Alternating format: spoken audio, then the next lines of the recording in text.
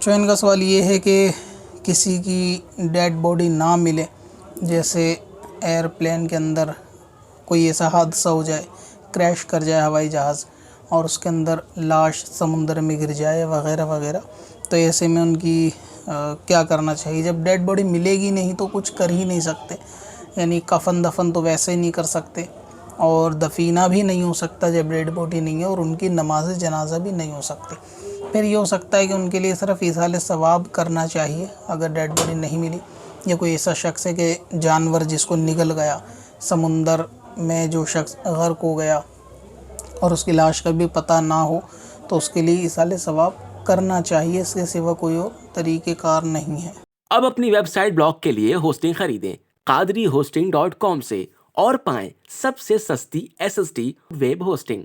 Light speed اور سی panel کے ساتھ۔